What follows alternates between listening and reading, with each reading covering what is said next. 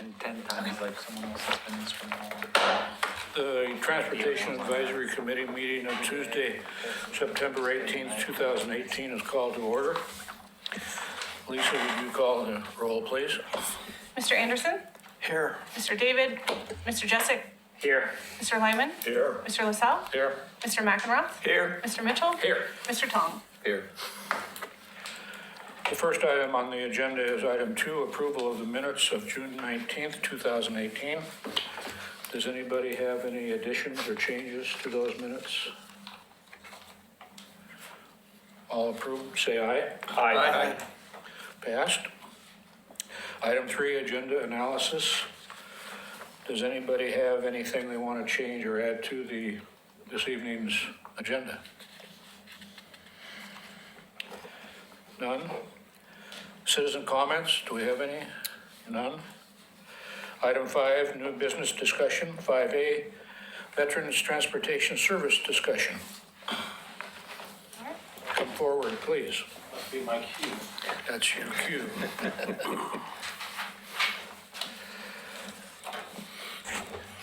Good evening, Mr. Chairman, members of the committee. My name is Cornelius Booker. I represent the Veterans Transportation Service for the Veterans Administration. Just a little bit myself. My name is Cornelius Booker. I am a veteran of 32 years. I now work for the Veterans Administration, which I enjoy every day. It's an organization that has a lot of bad press, but you actually see heroes on parade every day there, and I'm just fortunate to be there to help. I'm here to explain a little bit about Veterans Transportation Service, who we are, what we do, and how we can integrate ourselves into the community a little bit better. And I will talk a little bit about what we're trying to do with Clackamas County. The Veterans Transportation Service actually initiated through Congress in 2014 when we had veterans not able to go to their appointments. We started a program that's in about 75 Veterans Administration facilities where we take veterans and their escorts to their appointments or appointments where we have choice now. So if it's a VA-sponsored appointment, medical appointment, we take them for free. We have a ride-share service, which we put everybody on the bus and take them there. We have a pretty good rate of making sure that they get there. Our goal is 15 minutes prior to their appointment, and we do a pretty good job doing that. We have 12 buses. We serve about 100,000 veterans under our catchment, which we call, which is pretty much all of Portland, all the way down to Roseburg and the middle of the state to Pendleton.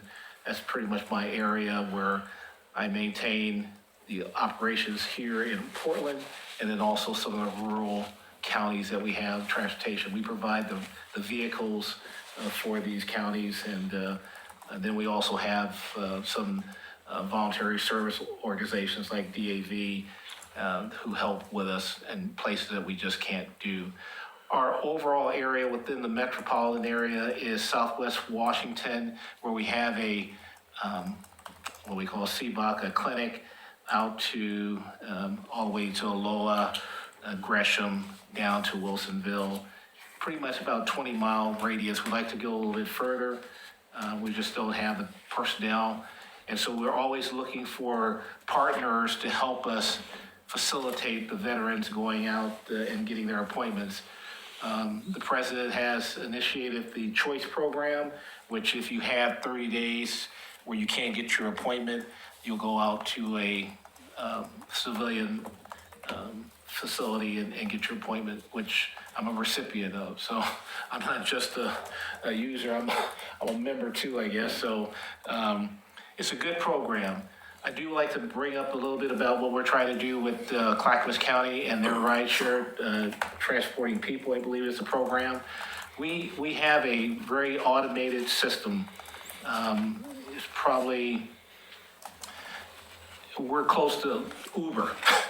So what we do, because the VA is so large and and a lot of people, we have a gamut of veterans. We go from World War II, we have a couple World War I veterans still alive. We have go to World War II, and then we have Afghanistan and Desert Storm, Desert Shield. So you'll see a gamut of people, and a lot of that has to do with how we're trying to use our automation. People who are my age and younger know how to use computers. People who are a little bit past my age don't.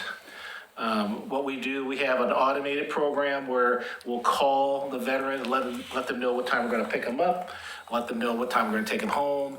It can be done through text, phone message, or email. We never used that. When I took the position over, I started turning these things on. We were first in the nation doing that. We only had 200 people actually using the service. Now we have over 3,000. And we are probably the beta tester for most of the nation. Because of our efforts here in Portland, a lot more of the facilities are going that route, but you gotta have, gotta be somewhat smart about it, I guess. And in regards to Clackamas County, we have one aspect of that program is a third-party portal where we know that sometimes we can't get some of our rural veterans out Estacada, out there in Mount Hood, because we just can't do it. But we are trying to partner with folks who could help us, and the easiest way to do that would be to work through our third-party portal. And that would be where we would identify individuals, and then we could send that information to our partners, and then they can accept or reject, and we can try to help people. So we're in the 21st century. We want to try to help these other organizations who have the abilities of lift and capable of helping vets, but they don't know how. We want to try to bridge that gap as much as possible. So I know my time's short, I provided some information about VetRide. I did mention about, we have vetride.net, where a veteran can go online and register and request this transportation. If we do have partners, like we're working with Clackamas here, if we can't provide it, then we would move it to Clackamas, and then they would either accept it or reject it, and then we can help them get those vets to their appointments. So, are there any questions? When you're partnering with other organizations to help fill the gaps, can you give us some examples of what type of organizations you'd be working with? Well, right now, we're just starting off slow, and we would want to work with care facilities, senior citizens facilities, any of those facilities that have lift capabilities, ADA compliant facilities. Our partnership with Clackamas is starting off. We're actually trying to be ambitious. We're doing onesies and twosies. We're trying to do onesies and twosies to get this going. There are some funding to help organizations that do help us. I have provided that to Mrs. Henderson over at Clackamas to try to sweeten the pie, so to speak. Anybody else have any questions? Hey, have you worked with TriMet and their Dial-A-Ride? We work with TriMet. Unfortunately, I can tell you, for full disclosure, I was a vice president for TriMet. So I understand what TriMet does, and we do utilize TriMet as a service where we ask vets, if you're close in, go ahead and use the bus and we'll reimburse them.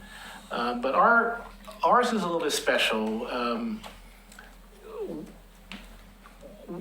They don't necessarily do the things that we do on time. I mean, we're looking at making sure that the veteran gets to their appointment. That's our mission, that's our goal, that we don't have veterans not make an appointment. I'm sure if you read a lot of articles about in the past, and there's a lot about the VA, that we got to make sure the vets get to their medical appointments. So, that answers your question. It does. Thank you. I got a quick question. Yes, sir. Do you know what your client base in Oregon City is? Yes, we have several clients here. We probably have about 50 vets that we work with right here. Most of them are in care facilities. We are really working toward the care facilities. Sometimes they can be problematic. We haven't had such a problem here in Oregon City, to be honest with you, but many of the cities in many of the care facilities in Multnomah County are problematic of trying to get our vets to the hospital or to their appointments. But we do have some, I do have some numbers. We have a lot of vets in Damascus, Eagle Creek. And that's one of the things that we're trying to do is to identify those organizations that will help the close-in rural vets to get to their facility. I can't do it alone. I mean, I don't have all the vehicles or the personnel and the time. So if a person has an appointment at 8 o'clock and they live in Eagle Creek, that may be a problem. But if I can work with other organizations who actually are in Eagle Creek or Damascus and pick someone up, take them down to, say, the public safety center on 82nd, I can pick them up and get them to their appointments. So that's the type of coordination we're looking for. So, Bob, could I, so I was going to cover an item at the end of my Public Works report that it seems more timely to cover right now. Sure. Just so that maybe you can hear this too, because you're not probably going to stick around for the whole meeting, right? So a couple things that I know are going on right now regionally. This House Bill 2017 had a fair amount of funds available for transit and enhanced transit. Now, a lot of that goes to TriMet, and a lot of it's kind of the funding is divvied out through TriMet. But what I'm hearing in the region, in Clackamas County region, and probably all the counties, but I hear about it specifically through our region, through the Clackamas County Coordinating Committee, is that those other providers that reach maybe not in the TriMet district, but are outside the TriMet district, CAT, for instance, I can't remember the name of the one that goes to Malala. I don't know if any of you remember that, but there's that group. TriMet does go to Estacada, for instance, and SMART through Wilsonville. So there's some, and then Clackamas County has a system for assisted, help as well. And so those folks, which, again, I could put you in contact with, they're all right now using some of that money that was allocated through House Bill 2017 to do a better job of making connections. And Oregon City is kind of a hub. And there's a lot of desire to get, not necessarily veteran connections, but employment connections, housing connections between Oregon City, Wilsonville, Tualatin, Malala, Malino, all those other areas. So they may be, and I guess the other thing that I wanted to mention really under my report is we just received word, we were a co-applicant with Clackamas County as well on what we're calling kind of the last mile shuttle service in Oregon City. And so that service it's long-term funding. The House Bill for the metro area designated $3 million a year to go to help fund things like, if you're familiar with the Grove Link in Forest Grove, they have these smaller buses that help folks around their local community. So it's kind of an extension of the TriMet service. It's actually getting high school kids to high school, middle school kids to middle school. It's a little bit more like Dial-A-Ride, although not quite. They have kind of a general route, but they go off route. And so this grant was to first study how we might deliver those kind of services in Oregon City and acquire the buses for people in Oregon City, and then fund the program in Oregon City, ongoing, assuming it's successful, right? So the amounts of the grant, so it's a 3-year budget of just under $800,000 that the grant was pursuing. And for Oregon City share, I think it was like we had to contribute or match like 30,000. So pretty good deal for us. I don't know, I've got a slide on it, which I'll show you later, but there was actually a pocket area that was kind of around the southern rim of Oregon City where TriMet doesn't go. So South End Road, if you remember, TriMet stopped serving South End Road years ago. Partlow Road, Leland, all those kind of fringe areas we could serve, as well as stopping at some of the local areas and then getting to the community college. Definitely the Caulfield neighborhood, for instance, out by the high school. So there's at least that local connection that might get that kind of last mile piece that you might want to look into. But I think the more important piece is trying to put you in connection with those other transit providers that are serving out. And I could definitely kind of get you some contacts. I would definitely like that. I like the last mile issue. We are trying to figure out, we have a lot of vets in Canby we can't get to. If they could get to Oregon City, be great. We can get them here. We can get them to their appointments and stuff. So I like that. And I would appreciate anything you have. I'm here. I'm here. I'm the government. I'm here to help. I'm actually here with my hand out saying, it's almost emotional when I talk about it for some respect, but of all the people that we have, our veterans really need you. And we're not asking for much. We just want to find ways so we can actually work together. I didn't really see myself as a veteran after 32 years. I just saw myself as a guy who retired. But as I work with our vets, I'm very privileged to be at the VA. So I have the opportunity to make it better. And I know that there's a lot of bad things that they talk about, but in my world, we try to do the best we can, and we do everything we can for the vets. I'm just asking, let me get any resource that you have. We can partnership. We have the technology. We will not tell you what to do. We're not that. We just want you to help us help the veteran. I think there's a Willamette Valley Transit District too, or something. It's operating out around Eugene and Corvallis, Albany, and they kind of go from Florence over to Eugene, and then I think they come up here to Salem at least, but they're a quasi-government organization. The way we would work with our partners would be you retain all your information, you retain everything. We would only provide you through a portal that's secure, VA secure, of these are some folks that would need some help to get to a location. Can you provide it? And you can say yes or no. And if it's no, it comes back to us. We find other people. That's a little bit different than, just giving a piece of papers and stuff.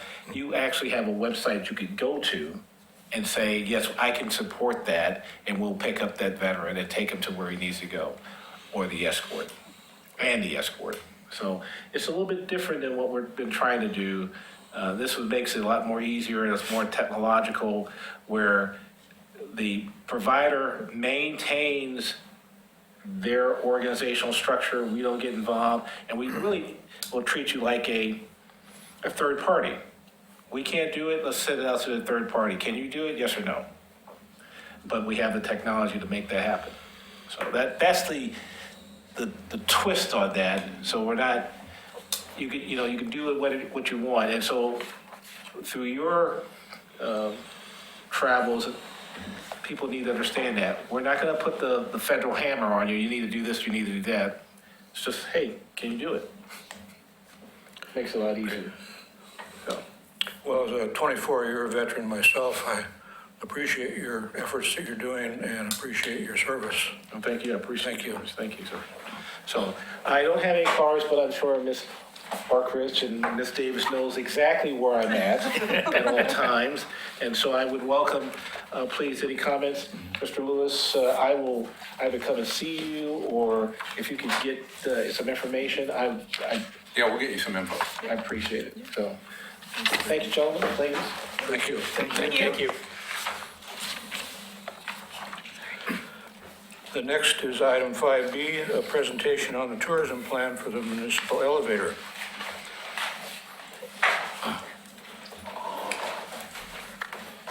Is this your phone, sir? Oh, is this the timer or is this your phone? Thanks.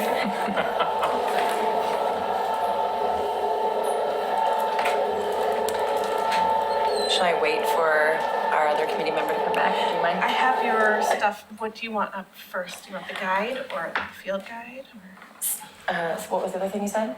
you have pictures or the guide? Let's pull up the guide first. I'll introduce myself first. I'm Lori Bell, I'm the Economic Development Coordinator. I've been here at the city for almost 6 months. Before that, I worked at Clackamas County. I worked with juveniles, and I was at a nonprofit and in outside sales and blah, blah, blah. So now I work in economic development, and you may be familiar with about a year ago, Oregon City put out some RFPs to gather information about a tourism plan. Does that sound familiar to anyone? Okay. I don't want to be redundant and tell you all these things you already know. But out of that plan and out of that consultant came another consultant, and then in January, they decided to focus on the municipal elevator as an experiential tourist site. So what the idea was to leverage the municipal elevator and its uniqueness as a draw for people to come and visit. And our intention, or the intention of the consultants, was to get people to linger longer in Oregon City. So we want them to come here and feel like it has a lot more than maybe they thought at the beginning. Another piece of that has evolved recently is working with the community college. I love that you just brought up the shuttle, actually. We were just talking about that on Thursday, trying to get those thousands of students to view Oregon City as a place that they can be a part of, not just come here and go to school, but that they can linger longer with their families. And then, of course, we want them to retain their talent and come work here as well. So what I'm going to show you today are some of these deliverables that are going to be happening on the elevator that you can see and participate in. I don't have necessarily specific demographics on how it will impact transportation, but I hope that it does have an impact on transportation, because my hope would be that people come here. And the first thing that I'll show you is, you can find this out tonight. Actually, the elevator is open till 9:30. You can come back tomorrow. If you come back on Friday to the elevator, this is what you'll see. So you're getting a little behind the scenes scoop. The budget allowed for certain things. We were very fiscally responsible in our decisions and tried to make things not too flashy, but engaging enough for the locals to like it and still feel like it was their elevator to work, but also that people would want to come see it. So Friday, if you walk into the elevator, there will be an elevator operator in a very spiffy little uniform with a very spiffy badge. And if you ask or see, you may be offered what's called a field guide. It looks exactly like that. And you can see it on your screens, right? Okay. So it's about this big. It's a little passport. And our tagline is that your adventure starts here. The elevator to the committee that's worked on it is very much a conduit between downtown and uptown. So we see it as a way for easily to get people to come, say, to the White Rabbit and have a cup of coffee, and then take the elevator up and come all the way down to maybe the McLaughlin House, which is now open. So we see it as a way to connect downtown and uptown. When you get into the elevator, you will be handed this cute little guide. Maybe not the word cute. I'll work on that. So you'll get this guide, and it's going to give you a couple different options as to how you can navigate the city. So these are suggestions. We were very strategic and not wanting to promote one business over another. So we weren't going to say, hey, go eat at Singer Hill, or, this is the best Mexican restaurant. That's not what the city does, right? So we just want you to linger longer and explore and determine for yourself. So there's a couple different options. When you first get to the top of the elevator, you will see some seek and find elements. So you get a little history of us there for the travelers, and then the seek and find elements are rooftop elements that you can now stand in the elevator and look around and see. There are 3 in place right now. The rest will be there if you wait till Friday. And that is to get you to linger longer, right? So you're gonna look out the window and look around and see these cool things. My personal favorite is Old McLaughlin. He's there now. If you look out the windows, you will see him peeking at you through a window. I won't tell you where, but you can find him there. You will also, these have been your options for different routes. So we have one for the adventure seeker, right? We believe there are a lot of opportunities in Oregon City for people to kayak, hike. We want them to be a part of our outdoors. So these are all different options. We were very strategic in making sure they could all fit on the map. So certainly there's more than this in Oregon City. But we are printing 4,000 on Thursday. And then with our next print, we're gonna sort of gauge and see what works and what doesn't. What kind of feedback do we get on these? So these are options for the adventurer. There's a time traveler, because we have so many historic and heritage sites. We couldn't leave those out. Those are all listed. We didn't put them in order. Actually, you can see it's not, they're numerical on the left, 1 through 10, but we didn't want you to necessarily follow our path, 1, 2, 3, 4, like a connect the dots. We really want people to make it their own and linger and find the place that they walk past and say, oh, I have to go back because I didn't get into that pizza place, or I really want to go back because I didn't have time to go to the McLaughlin house. I'm going to come back, right? So that's the time. Question? Yes. Are you going to identify the Ermaging House as where Portland got named? So that's a very good question. We would hope that when they get there, they will learn it when they get there. Well, yeah, but you might want to get them there first. Well, we want them to go there. That's a good point. We could add it next time. We have some. It's on there, visit the Ermitinger. It says visit Ermitinger, but he's No, in asking here. to point out. He's asking me to point out that it was named. That's where the name of the city. Yeah. Portland came from. Yeah, well, why should I go to the Ermaging House? Oh, why should you go to the Barkley House? Those are all just kind of pointing out places that would be Okay. interesting to Yeah. see Oh, well, that you yeah. can discover. And they won't. Yeah. Thank you.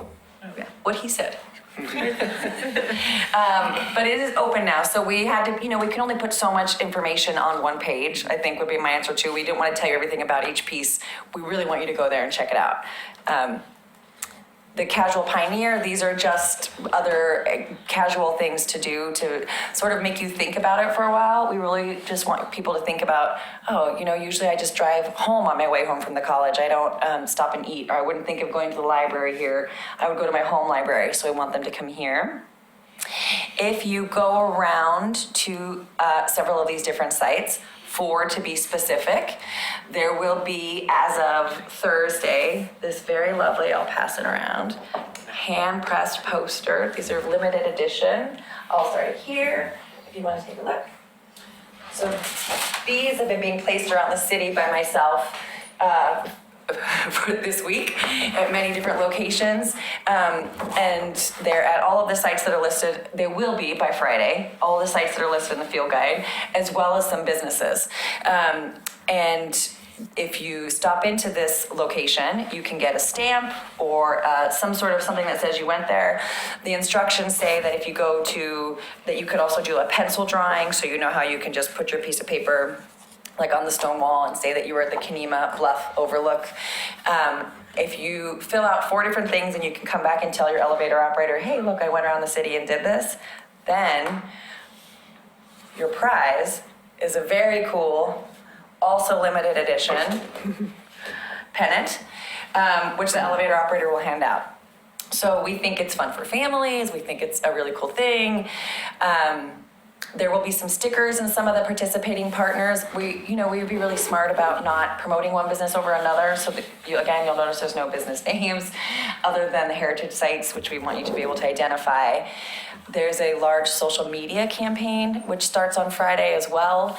And it is all based around Travel Oregon City. So the creative firm that we've worked with has a lot of beautiful photos. And are you familiar with Instagram? Or Twitter, all that stuff. So we have our own Instagram handle. It's called Travel Oregon City. It officially goes live on Friday in conjunction with the passports. The field guides will be handed out. All of the pieces will be in place. We have a couple social media influencers. Do you know that term? It's a really cool job, apparently, that all the millennials are doing. It's where you go out and tweet about things and people pay you to tweet about it. I'm considering it a second career. But so we've invited some people that have a lot of followers, like thousands of people follow them because they're so cool, essentially. So we've invited them here Friday, a couple, and we want them to experience our field guide and tweet about it with all their followers. We have created a couple unique experiences for them. They will be getting a behind the scenes look at Saber Forge. Are you familiar with that business? They are in Oregon City and they make lightsabers, custom lightsabers that are out of my Where is 9-year-old's price. Saber Forge? I know. I was like, if you haven't been there, it's pretty cool. So they're gonna get it behind the scenes. 5 of them. You do not. You do? Just 2. They're not cheap. But they're a really cool business in Oregon City. So they're gonna bring the social media influencers in and show them how they can put one together. It's Laura, you incredibly. should consider taking them up into the guts of the elevator. The machinery up top is actually quite. I thought we weren't allowed up there. Yeah. You can make arrangements. Okay, well That's a then, little. they told me I couldn't even go in there. Okay. It's who you know. Now I know. So they're going to be doing that, and then we are going down to Feckin Brewing. Have you been there? And they're going to get private axe throwing lessons. So That's handy. very unique Oregon City experiences, right? And our hope is that this will spread. I have a whole list of other really cool activities. So we'll probably, in conjunction, I don't know if you've met Kristen Brown. She's a really amazing, our communications coordinator at the city. So I work very closely with her in how to manifest these projects, and she's she makes everything I do better. I'm just giving her props right now. So we have a plan to do this probably quarterly, different things. And it will be, the hope is that it will expand into a bigger tourism plan, which will be talked about tomorrow night. But this is just the first piece that we're implementing. Whenever we have people that ask about it, they ask about parking. I'm trying to tie this back into transportation. We always tell them to park up top and take the elevator down downtown, because why wouldn't you? What else can I show you about this? Oh yeah, I'll show you a little sneak peek of some of the rooftop decals you can look for tomorrow. Don't tell everybody though if you find them. In the body of the elevator, that was just luck that the firemen happened to be there that day, actually. So I made them pose for that, because it's not often you get 3 firemen. We put in a new mural, so you can see that right now. And we worked really closely with Martin and his team, and John Lewis has seen me in his office maybe too many times over the last 2 months. But that is a selfie spot. So you've traveled around, maybe if you've ever been to Austin or even Seattle, they have really cool wall things that people want to take a picture of, and then we want them to tweet about it and Instagram about it so that other people want to come here too. That is there right now. You can take a picture in front of that. And the other really cool thing that will make people linger longer are these. They look like stencils, and they are along all 12 windows of the elevator. The creative firm that we worked with is really great, and they are artists, one of them in particular. So he took photos out of each window, and then he hand drew. Oh, that's amazing. Hand drew the things that he saw, and we lined them up. So they put these decals in, so when you stand there, the dotted line is something that's no longer there. So you won't see the Chase House anymore. But if you ask the elevator operator about it, what is the Chase House, they have so much information about the history. So We really see this as an opportunity to get people to linger longer, ask questions, and learn more about our city, and then want to come back. So next time they're going to want to come back and see more. So you can see it almost lines up perfectly if you're looking at the power plant. We went back and forth on what to name it, what kind of information we should put in, what we shouldn't. These will be in place they should be solid for a year. We can change them in a year and put up different things. You know, the hope is that this will be a very intriguing and appealing project. I can tell you that already I see people lingering around in the elevator and looking at everything. They haven't started to see these yet. So this is a rooftop decal that will be placed on our rooftop. Did you know that there are Swifts that come during September? He's not very excited about it in his chimney, but it's very good eye candy for us. So this is an example of a pallet that we made, and it's just a wooden pallet. It has a really cool breathable mesh, very durable fabric on top, and it's just sitting on a rooftop. So when you look around, we want you to look for these kinds of things, and of course, we want you to tweet about us on all of your Twitter pages so that all of your followers know. Do you know who this is? John McLaughlin. Yeah. There's a creepier one that's in the window. This is a sort of animated one, but we were adamant about really wanting the creepy picture with his spacey eyes. That's there too. So John's there. The kayak is down there. This one requires binoculars. It's quite far away, so you really have to linger and find that one. That one is currently in place. See, it makes you smile, right? It's pretty cute. And that one is currently in place as well. There he is. Yeah. He's in a window. Yeah. So those are little checkpoints on the field guide as well. So it tells you what you can look for. There are other things that we didn't install that we just want people to look for, like the barber pole. There's a Lady Justice on top of I think it's an investigative firm downtown or something. He's got a statue on his rooftop, so we put that as one, as well as the barber pole. So there's a little history around that, and it all starts on Friday, and we will be tracking our pamphlets. I just was working with our partner to make our plan on how are we going to track this data, how are we going to use it, how are we going to know if it's effective, does it work, do people like it, do they hate it, but my hope is that they like it. So What questions? I have a question. If this proves to be effective and you got influx of people, that seems like would put a little challenge onto the surrounding areas in terms of the parking. So the elevator, well, if they're coming into town, they're going to have to either park downtown or uptown. And I think from my perspective, this might be the really wrong thing to say, but that would be a really great problem to have for us. It would show us that people are coming, and that's what I want. So I'm not in charge of transportation, but I can tell you that, that time will tell.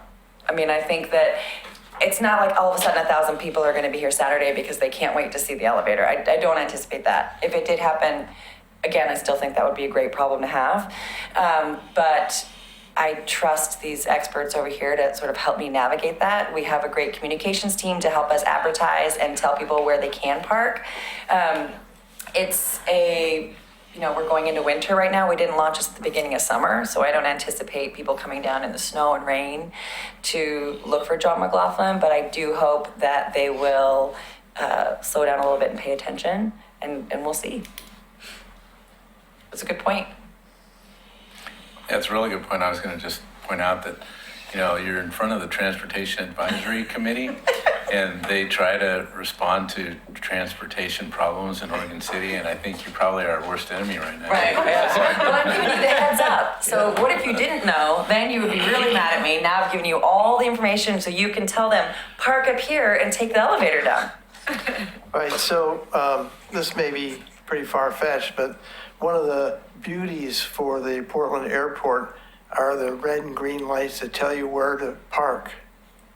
Because you can go in there and the first layers, it's all red, and it tells you where the green is, and it'll give you how many numbers there are.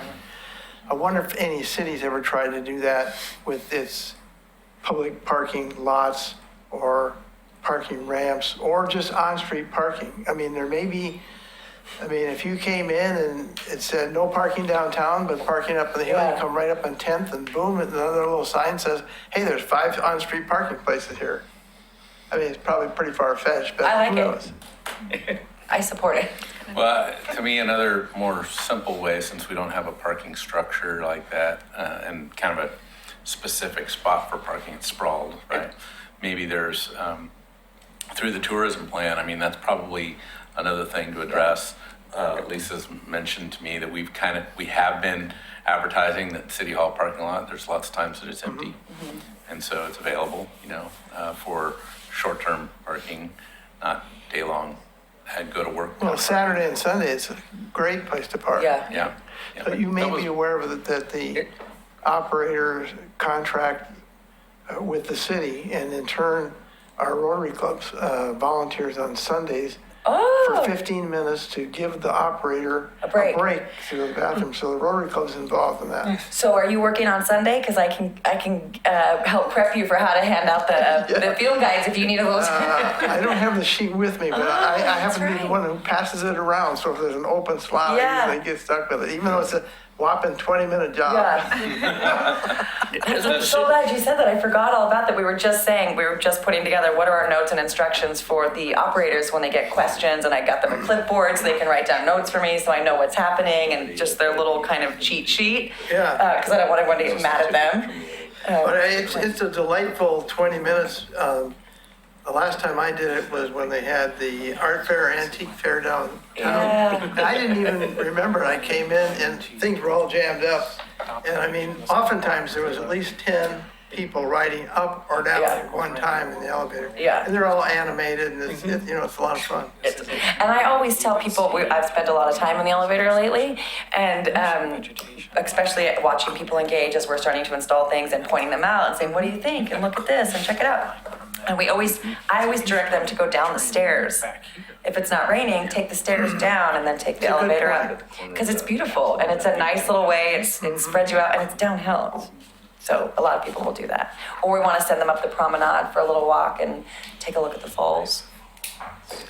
Any other Was there an questions? effort to reach out to private property owners at the top of the elevator with regards to parking? I mean, there's several areas up there that's all private, Yeah. but like City Hall, they close at 5, Right. but they make it pretty clear they don't want you parking there. Yeah, I think, so this project was really specific. I got it 6 months ago and it was like, okay, make the elevator this. But the tourism Make plan. the elevator cute. Yeah, and appealing and get people to linger longer. So we had a very specific focus, but there is a tourism plan being presented to the commission tomorrow, and I'm certain that part of that plan will be how are we gonna handle traffic? What's the plan? There's a budget for that. We had a very specific budget that was just elevator focused. And we still did a lot of community engagement, like with McLaughlin Neighborhood. They all put input into this. Most of them have seen this. The Midtown Association has seen it, Vicky Yates and all of those businesses uptown. I worked very closely with a lot of them so that they would know what was happening and make sure they liked it. I think that definitely that traffic piece and parking is gonna be with the, maybe me, I don't know. I can address a little bit about Vance's question. Okay. Downtown Oregon City Association is working on night and weekend parking. They're working closely with the city. There's some liability issue kind of things. There's some signage issue things, but there is a movement afoot to allow that. And there's also, the Planning Commission is working on a tremendous list of code revisions, and there does have to be a little tweak in the code because our code now allows parking that's directly associated with the building activity, but it Right. doesn't allow it if it's not directly associated with the building. So there's a little tweak there, but there is a movement afoot to encourage night and weekend parking. That's a good point, and I should add too, so this project was partially funded by a grant that DOCA, Downtown Oregon City Association, received from Travel Oregon. So they received a grant and we matched it, so we being the city. So they were co-project coordinators on the project, and I've spent a lot of time with Jonathan and now Liz, a lot over the last couple of months. So I appreciate that you brought that up. I'm sorry I didn't mention that before. Actually, it wasn't a single person project. Thank you. So when we're on this topic, eventually we'll have this promenade extended to falls, or, you know, that would be another attraction that would get people here.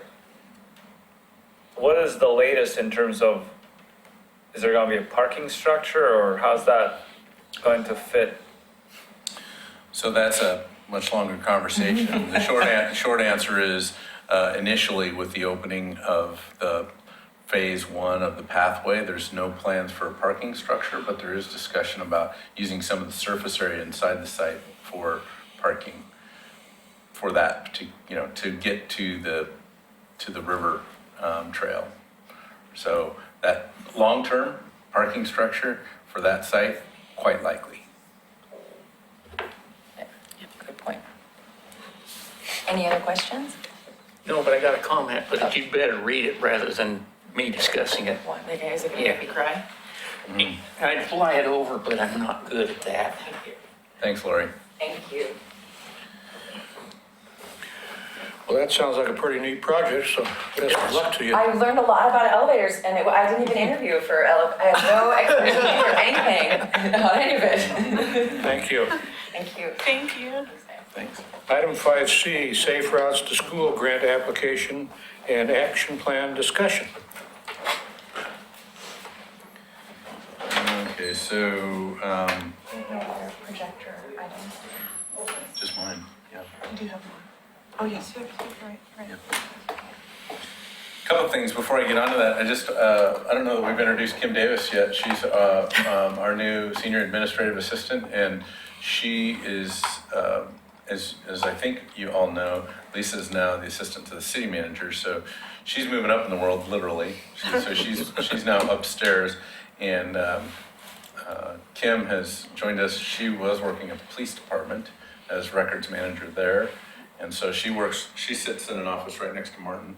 So, recognize she's got to work with a tough guy. And so anyway, she's eventually, this Transportation Advisory Committee and the agenda and the minutes and all that, that's a pretty big lift. So we're gonna take our time with that, but Lisa's kind of schooling her a little bit on how to get through that. So just thought, be good to have her. So welcome. Thanks. Yeah, welcome aboard. Thank you. The other thing I wanted to mention real quick is we need to talk a little bit about the next month's meeting, because I'm going to be at the APWA conference, and I think Martin may be as well. We won an award of which Martin was kind of the lead person on, so he may be down there for the awards banquet, and so that could put a problem on our meeting on the 17th. So we may have to figure out something different there, Bob, whether it be to not have that meeting or reschedule that meeting. And it's always hard to reschedule night meetings in this room. So, And I'll not be there. you gonna be at the conference too? I will be at the conference too. Okay. You accepting the award with us? No, I'm doing presentation. Oh, okay. Yeah. Yeah. Okay. So just those are a couple things. A couple of things with regard to Safe Routes to School, because this is kind of a combination item. This slide doesn't necessarily pertain to the first part of the conversation, which is about the last meeting we had. We had Wes Rogers from the Oregon City School District that talked about Safe Routes to School and the Oregon City School District's interest in Safe Routes to School. The focus that they'd like to put on would be Gardner School, so the Gardner Middle School. And we've since used that in our pursuit of Safe Routes to School projects in Clackamas County. So the county has asked the cities in the county to kind of talk about doing a group project through that could receive grant funding. So we've listed the Gardner Middle School project is the one project that would be pursued on a countywide level. And there's 3 or 4 others that are in other agencies. So Gardner Middle School is kind of our target for those for those projects, and the school district seems very interested in that. So we're hearing good things from them. They want to start that process this fall. So that's kind of the update with regard to the last meeting that we had. With regard to this project, we are also moving forward with a letter of intent. There's kind of a separate track of projects that could be considered safe routes to school projects. Some of you might remember this Holcomb Boulevard project from years ago. We pursued it. Bob, you probably remember it in particular. It was a fairly back time we pursued this, which was, I'm going to say 4 or 5 years ago. At that time, it was close to $800,000 project. So if you go to the next slide. You can control it, yeah. So this was kind of what we applied for before, which was sidewalks along both sides of Holcomb, kind of connecting some of the missing pieces. We have come to realize this grant program is very competitive. They got letters of interest from, I can't remember the number, but they got $100 million worth of requests, and they've got $10 million to give away. So it's again another one of these grant programs that's probably overspoken for, but we're going to continue. 140 letters of intent were submitted, so you can kind of imagine how many folks are going to be interested in it. It's a statewide program too, so we're going to do our best. We're going to scale this project a little bit and probably not build sidewalks in front of undeveloped land like the Sears property, for instance. We're talking about opportunities to kind of get maybe some sidewalk built along near the elementary school itself. So we're scaling this project. We're still working on that application. Applications are due in October. So just wanted to let you know that we are kind of pursuing yet another grant for Safe Routes to School beyond what we're doing with Gardner Middle School. So we expect applications are due October 15th. They'll be reviewing those and scoring those and making recommendations on those throughout the rest of the year and even early into January of 2019. And then we expect to have some word on whether or not our project would be approved by February 2019. Okay. Any questions on that?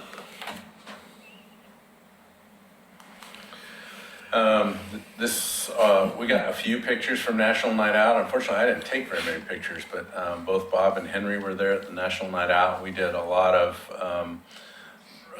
we provided a lot of information about what we had in terms of traffic control. We did a really good service for TriMet because we were handing out the HOP passes, and they had like I can't remember how much, the $5 value or something to them. So we were registering people that wanted the HOP pass, and we were handing those out. And one of the big things, and one of the reasons why it's on the agenda, is we realized, this was in the summer. We weren't meeting. We hadn't spent much time talking about it. And so it was kind of a staff scramble to figure out, what are we doing? And we didn't have necessarily, if you remember when we started doing the National Night Out, we did it because we had the Drive Safe Oregon City campaign going, and we had those stickers that we were wanting, stickers and the brochure and those kind of things. That was our intent, was to get that information out. And we've been doing it since. We've been kind of partnering with the CIC. This year it was pretty obvious to us that we didn't necessarily have just a Transportation Advisory Committee message. The CIC they didn't really have much of a message to deliver. So we talked to Laura Turway a little bit about, what are we doing here? Should we continue doing it? And we just kind of want to open the discussion, not tonight, but open the idea with the Transportation Advisory Committee as to whether or not this is an event we really need a presence at. Because while it's good, we handed out, I don't know, a couple hundred Public Works hard hats to the little kids, but we handed out a lot of good information. I think those TriMet passes were really well received, but I'm still not sure it was good use of city time and resources. So From my being there and what I saw, I would say it would make some sense to have a public works type of booth where you can explain the sewers, the sanitary, the waters, and those kind of things that, you know, everybody wants to know something about anyway. And you use, you know, maybe one or two of the crewmen or something just to make sure that we're human beings that are there and not suits. But that was the perspective that I thought would work. What's the focus of this event in the first place? Yeah, National Night Out is about public safety for the most part. So in the past, when we had the Drive Safe Oregon City campaign, it kind of fit a little bit better. But why couldn't this event talk about the, you know, safe routes? There's a lot of things to inform public on how to stay safe on the roads and all those things. There's some value there. You know, kids, I think the Clackamas County has some information. I just grabbed a couple things for my kids that talk about, you know, crosswalks and a lot of stuff. So I think there's some value to be there and share some of that information and what city does to make roads more safer and to get you from school to home and those sort of things. I guess I would echo what he said, and that's the sense that what's the overall mission of the event, and then what does Public Works and Transportation, how does that fit in there? And I personally don't think we should be talking about things that don't pertain to what the mission of the evening is. Now, whether that means we need to have a full-on, as you said, city presence there and be handing us it might be something simpler to have handouts or something there that we can partner with some other group that's there for that evening. Well, that was kind of what we started with, which was, again, a little bit more of a public safety, transportation safety message.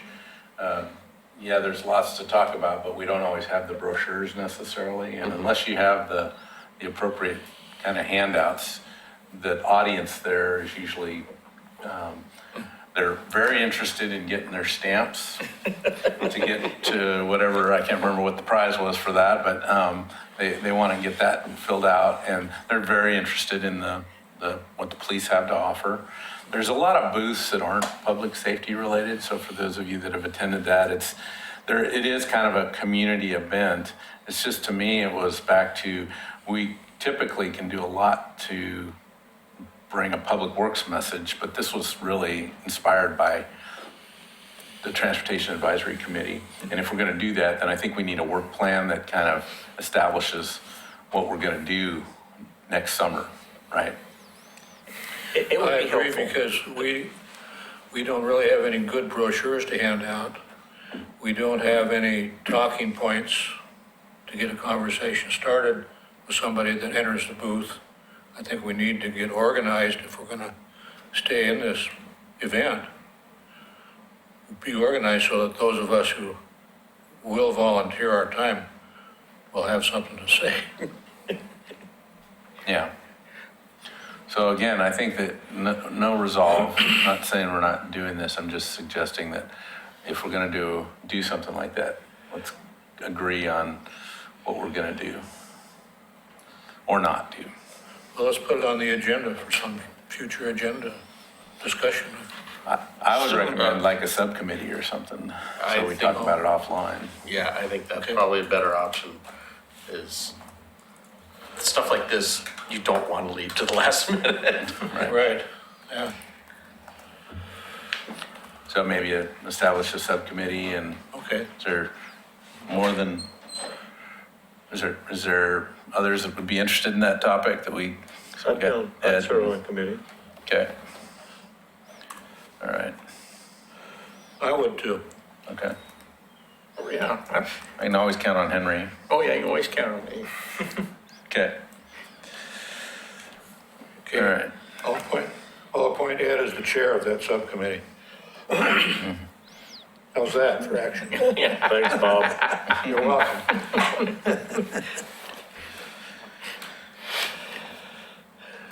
Okay, the see. next item then would be the Public Works report.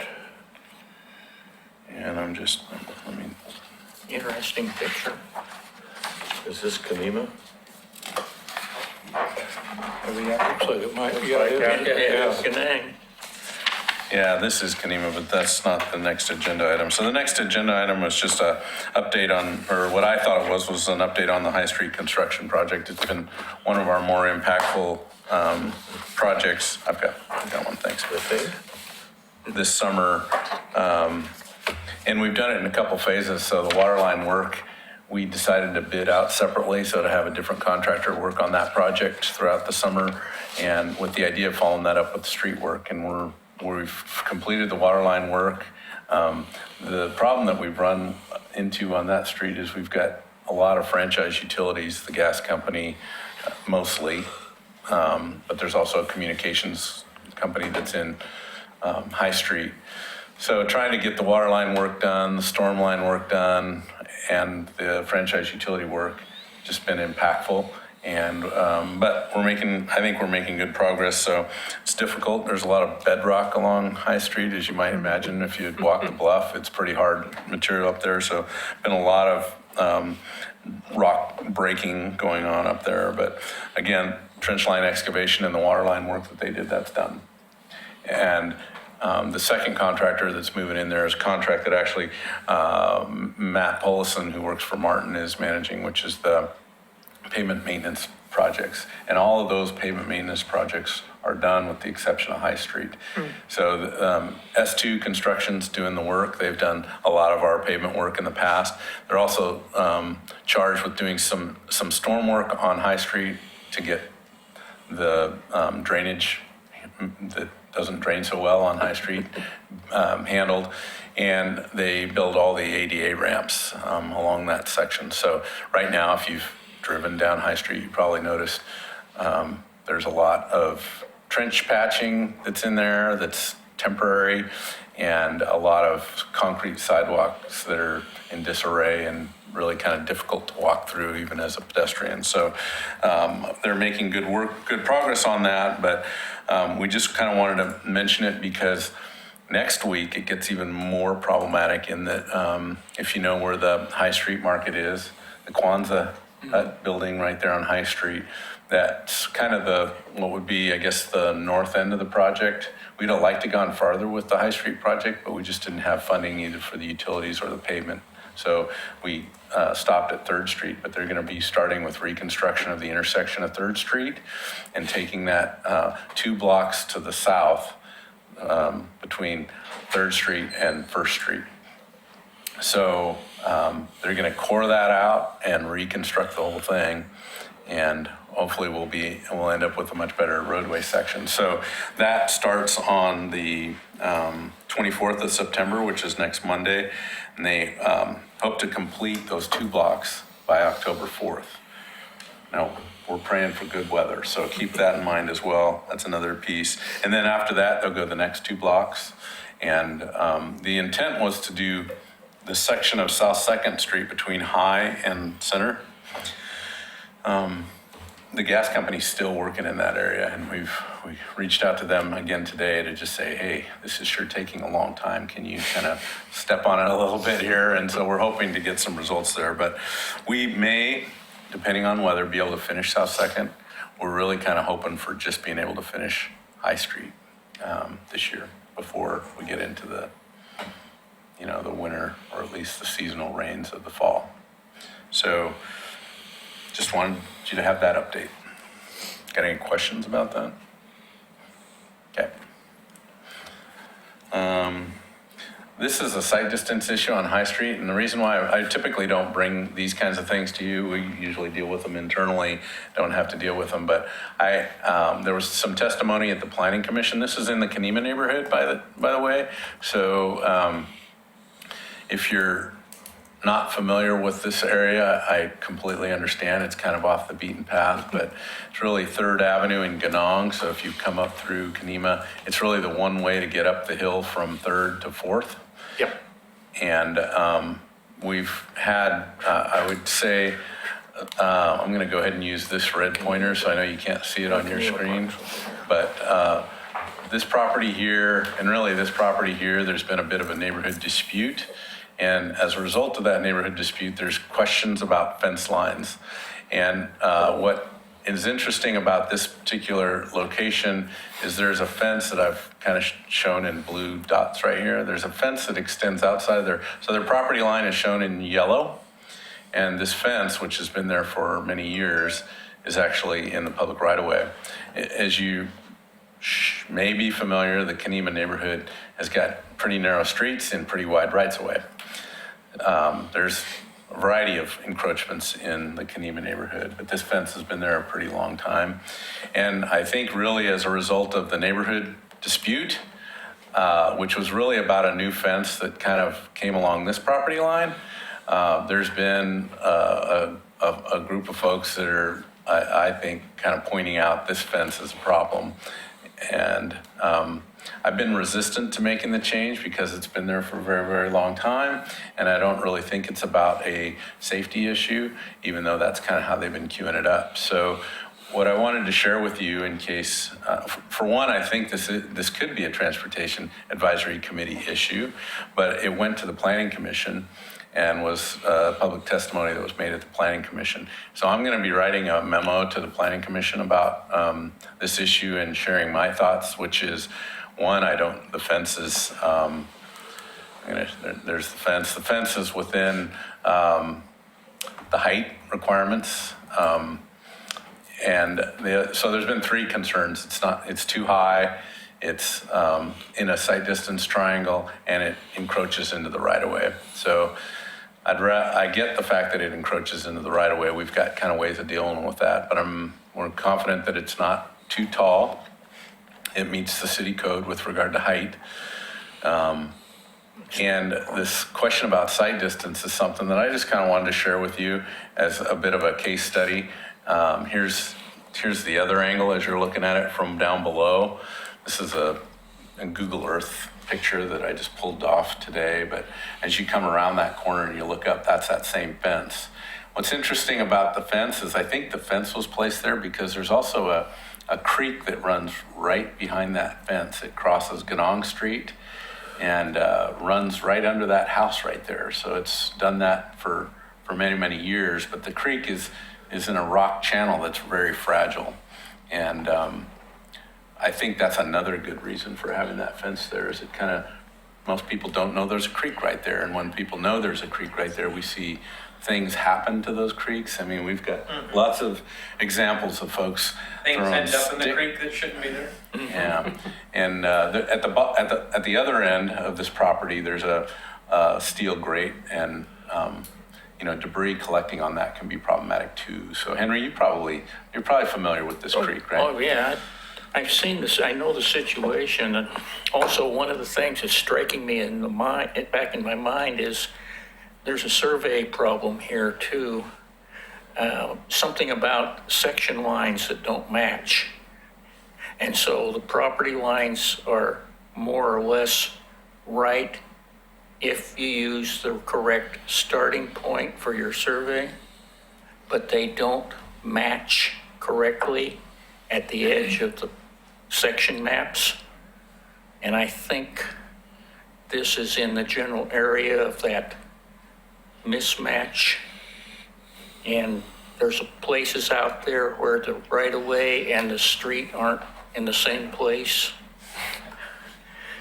Well, the existing monuments up there, a lot of them have been reset and reestablished. Mm-hmm. We've done a lot of work in the Kenema neighborhood over the years, and we actually had a storm project, and we did have a licensed surveyor establish those property corners, so they look like they line up at this location, but that fence is definitely outside their property line. So with the fence, who is suffering because of the fence? Is there a loss to anybody?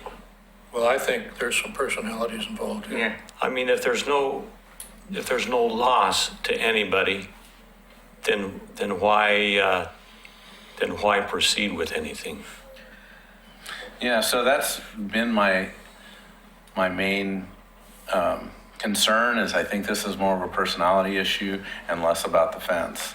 I think the accusation that's being made is that fence right there is a sight distance problem, and it's in a sight distance triangle, and from our review of the situation, it's not in a sight distance triangle that is, a safety concern. It's really about making the city require this person to remove that fence. And I think the fence serves a purpose for the public.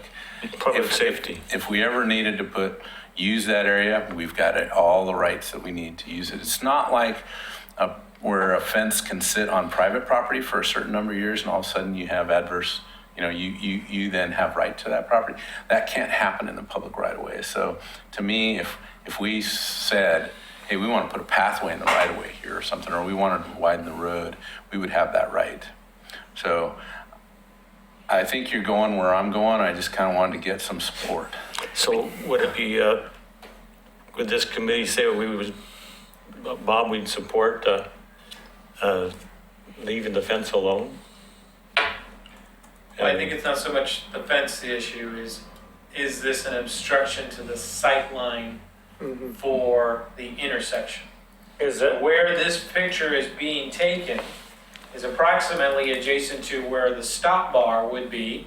If you're coming to that T intersection, if you're a prudent driver, you stop, you check left, you check right, are you clear, and then you move. Yeah.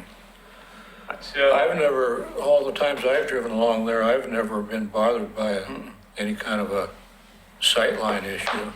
One of the things that Martin and I were talking about, just because I wanted a refresher, but this Ganong is kind of like the minor street, and Third is the more major street, even though they're all pretty minor streets. The idea is the Kanema Park sits back here, so through traffic, there's no stop. There's no stop sign at any of these legs, but the definitely the person with the right of way is the person in Third Avenue.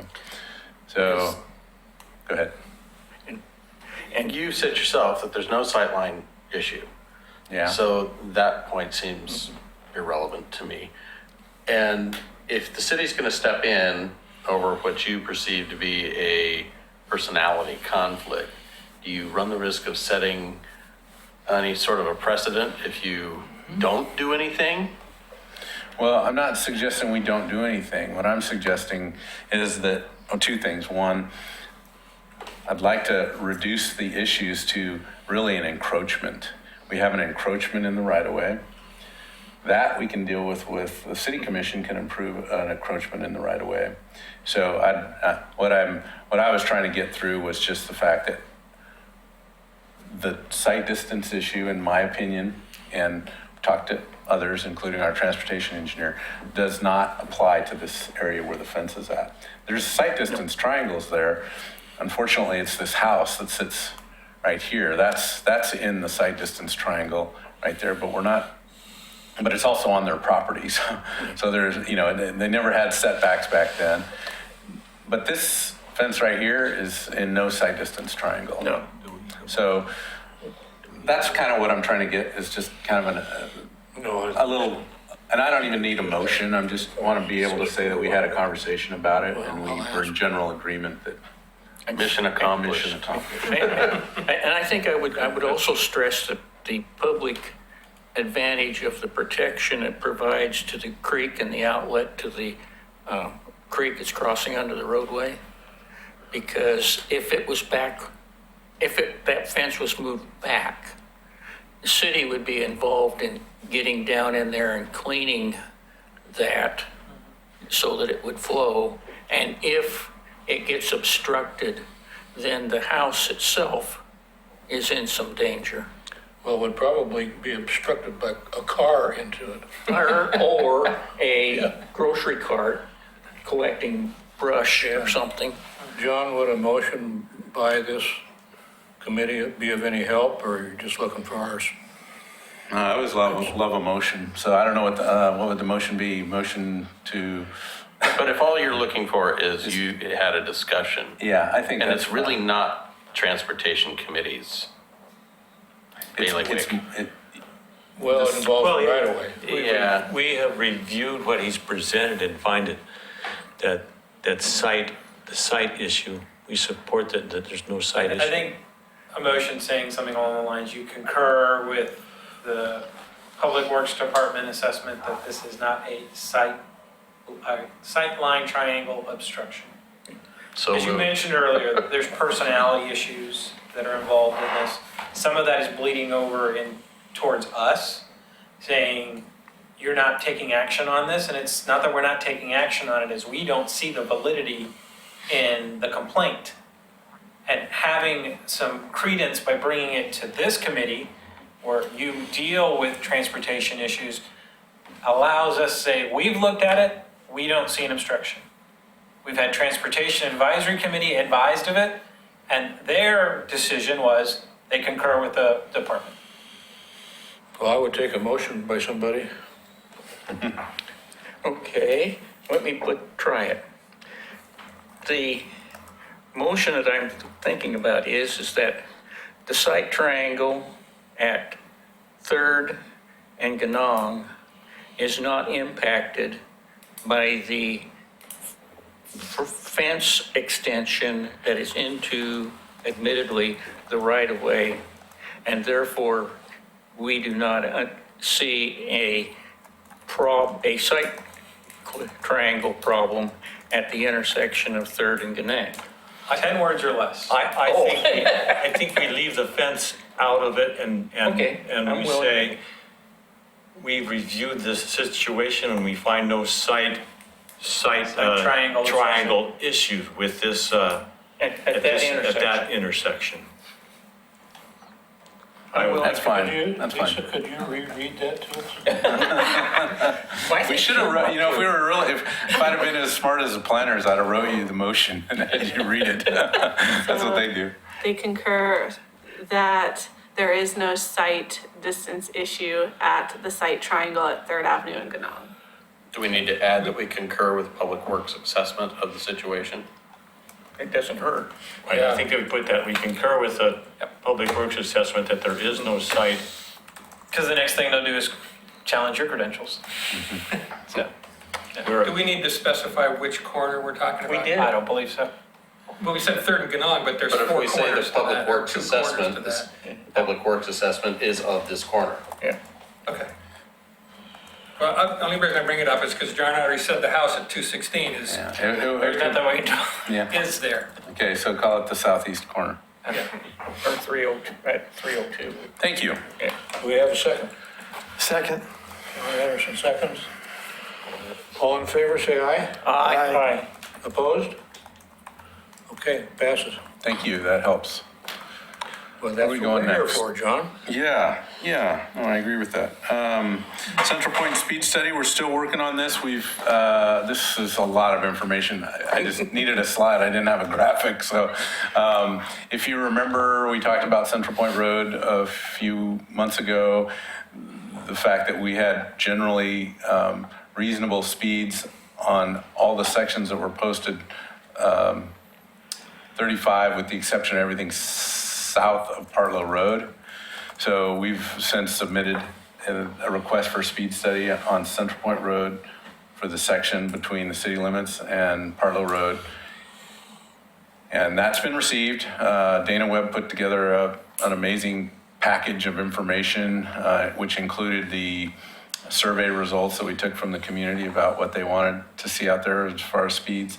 And so the hope is that we'll get the study completed by ODOT and they'll approve that 35 mile an hour zone.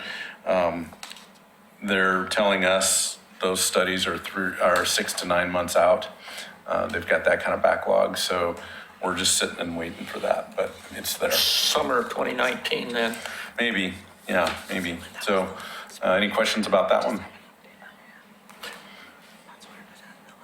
Is there a chance of putting that information out to the public or posting it on the website or something and saying that, we have the city's analyzed it and has submitted a request to ODOT and that the information back suggests that sometime in 2019 it'll be looked at? Yeah, we can update the webpage for that. Yeah. When the It study, may already have happened, but I don't know that. I didn't check that. when the study comes back, do you have to accept the results that they said that they say for speed limits? They asked for concurrence. Yeah, I think we've got some leverage to go with their recommendation or something, 5 miles more or less. Yeah. I asked We that like because, to accept we like to concur with ODOT though on those. I mean, if we put something out expecting a specific result, okay? You don't say the result, you just say it's out. Oh, okay. If there's a study out, okay, that's Yeah. good, yeah, okay. Well, you've got your leeway there, but there's also somewhat of a liability issue if you don't follow ODOT's conclusions. Right, I was just concerned for the public, Yeah. okay, their perception of, well, there's a study out that's going to do this, and then the study comes back and It says not something else. the results weren't what the public expected. Yeah, if you remember, that's why we limited the study because we had existing posting of 35 and we were seeing 85th percentile speeds more closer to 57. 40 or above. And so we just said, well, we want to maintain our 35 mile an hour speed zone, but for that one area where it was far exceeding that, we wanted to reduce that speed. Can we go back a slide for a second? Sorry to do that. Back to that. So I'm trying to, I mean, I know what 85th percentile means and I know what mean speed means.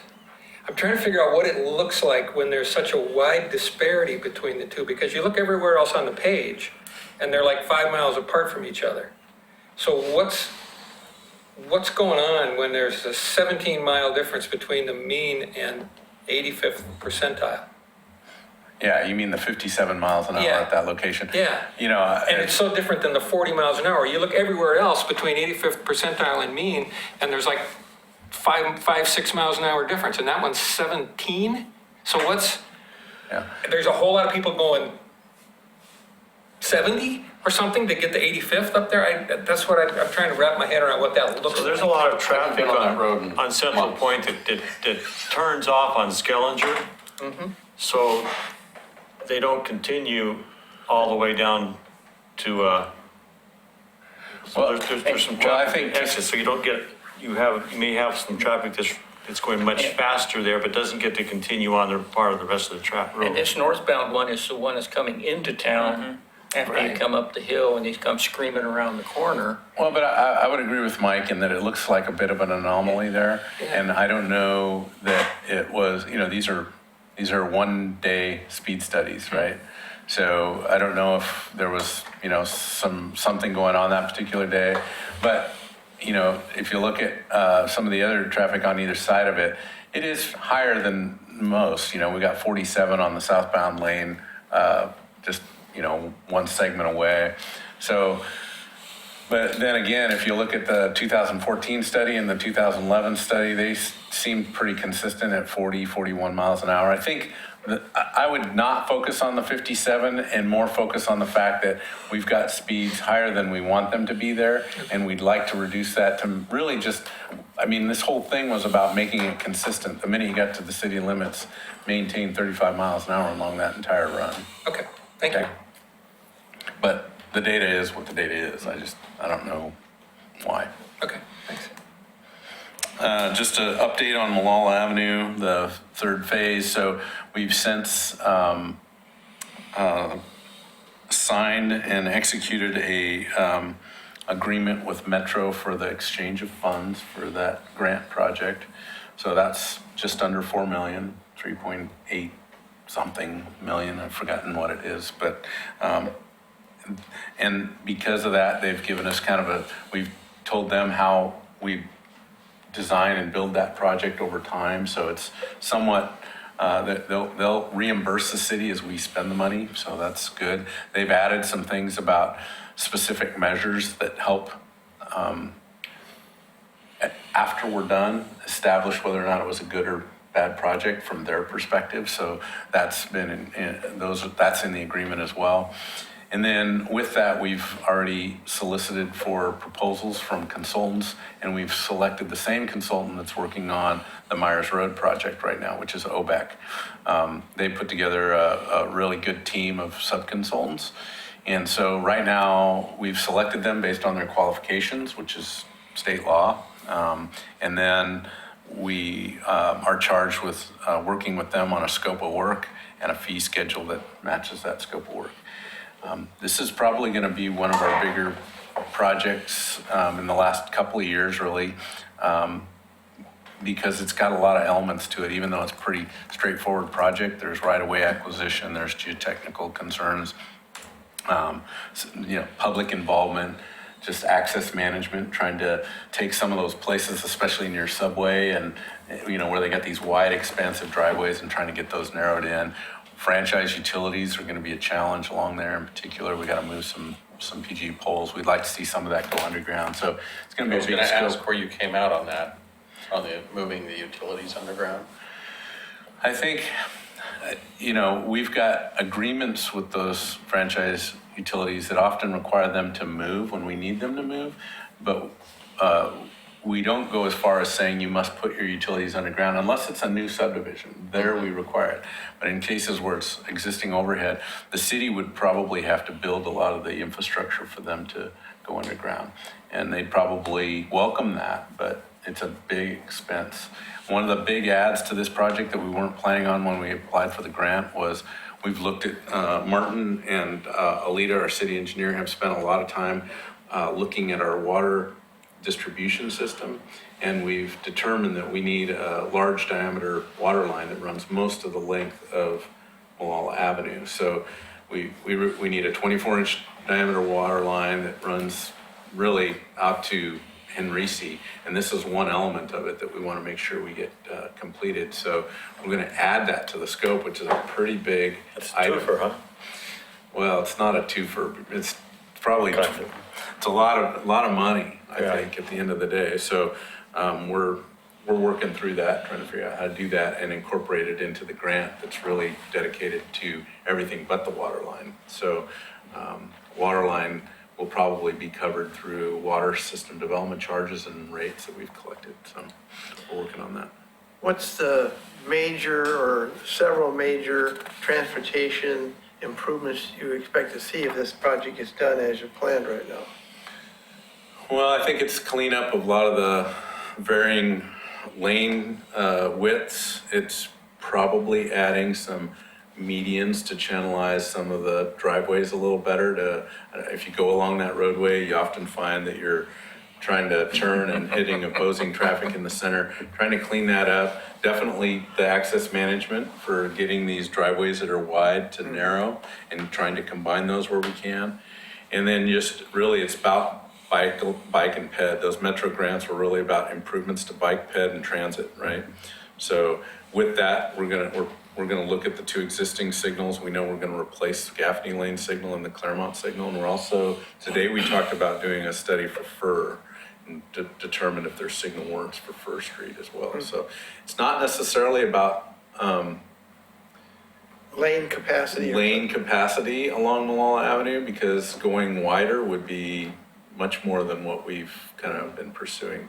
But it should help from a safety and just the flow of traffic, kind of like what Malala, the other phases of Malala, I think, did a lot of that. We move a lot of traffic in two lanes or a lane in each direction, but you add in all these conflict points and it becomes more of a safety and really efficiency issue. So I think we'll both help on the safety of the drivers and definitely pedestrians and bicyclists. There's a lot of stretches that don't have sidewalk through there. It's very multimodal. So it's looking at bicycling. I think the plan or the document we reviewed today is a 10-foot sidewalk on the western side.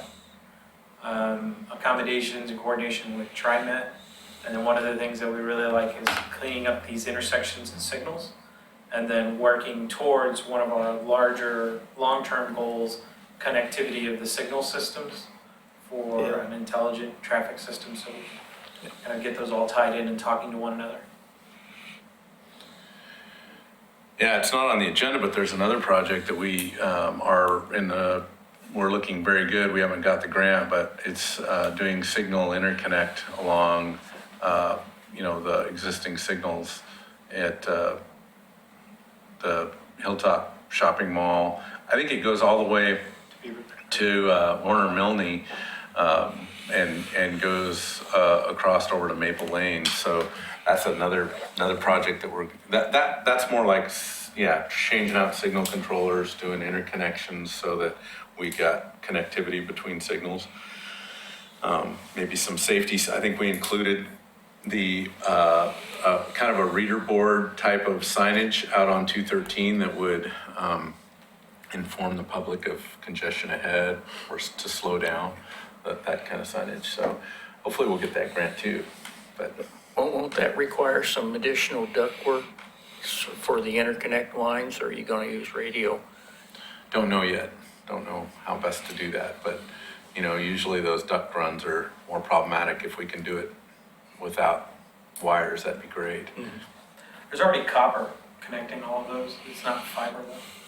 So they are speaking to each other on a limited basis, but it doesn't give us the bandwidth that fiber would give us. But if you're going to do the upgrade work, that means that you'd probably end up Oh, for the new putting that under controllers, the we have to have fiber. underground during this phase, so that you could end up doing that later. Yeah, one of the caveats, I mean, it's all kind of coming together with Malala, maybe this grant, and then the First Street property, we want to get fiber there too. So that's another project Martin's working on with another guy in the office we're trying to figure out how to utilize existing conduits and get a route to the First Street property, so. Didn't the county go over there? County gets close, so, but we're working out a different deal with Beaver Creek Telephone. Will you have to, as part of this project, also do a bunch of ADA improvements? The Malala project? Yeah. Yeah. All of it will have, all the intersections. We're gonna basically reconstruct the street, so as you guys know from past projects, we do that. We gotta deal with all the ADA improvements. When do you anticipate getting started on this? The design's gonna start probably, I think we talked about the first meeting in, I don't know, we're gonna award on the 17th of October for the consultant services. They're gonna get going right away with survey and probably right away acquisition, or at least starting Geotech that. starts last week of Geotech. October. Yeah, so that's gonna move pretty quick. I think construction, I'm trying to remember, I think this was assumed to be a one-season construction project, but with the water line, we're probably gonna see water line work happen first. That'll probably be fall of next year. I should know the schedule better than that, but I don't. Okay. Just alternate mobility, that was another item. So you guys have kind of heard a lot about alternate mobility at the intersection of Beaver Creek and 213. This was just a reminder that that project also includes this acceleration lane, free-flowing acceleration lane from Beaver Creek Road onto 213. So that's kind of that, along with the alternate mobility study. And really my update is that ODOT has received and reviewed and kind of they're moving forward with presentation of our study and their own findings to take that to the Oregon Transportation Commission, the OTC. And that's supposed to happen in October and November. We haven't seen it yet on their agenda, but we're confident that they're moving in that direction. So I think it's moving forward we're done, by the way. The commission adopted it. It was adopted at the planning commission level, city commission level, and kind of just packaged and handed to ODOT, and the ODOT staff will move it. The ODOT planning staff are the folks who will take it to the OTC. So if there's meaningful changes there, we'll help you understand that. What was this one about? Somehow I lost the rest of my notes. So, Is this the vehicle registration? Vehicle registration, and you already talked about the shuttle grant. yeah, so this slide is just another graphic just to talk about Oregon Transportation Commission. So that's where it's going. So that was for the last topic. Yeah, so road funding under vehicle registration fees. The county is looking pretty hard at adopting a vehicle registration fee. These are slides from the county that I wanted to share with you. So really the point of this slide is just sharing that Washington County is really well funded. They've got a local gas tax, they've got a road district, they've got property taxes, and they've got vehicle registration fees. if you live in Washington County, it's pretty obvious that they got, their transportation network is well-funded. Senator Mayor, I'm guessing you have get some project work out of Washington County pretty regularly. Yeah, they're like constantly pushing that boundary, and, you know, they're really very effective in getting money, and also from the county citizens within the county, and pushing and leveraging the funds, and they're pretty good about it. That's how they can get large projects like Highway 26. They help with ODOT to get some of that funding as well. Multnomah County, not quite where Washington County is, but they're better than Clackamas County, who has really nothing other than gas tax, right? So they don't have, inside Clackamas County, we don't have a local gas tax ad. We don't have a vehicle registration or any of the other things. So the county county administration, based on, not the administration, the county board at the last C4 meeting I went to was ready to go towards vehicle registration fee. The question was how much, and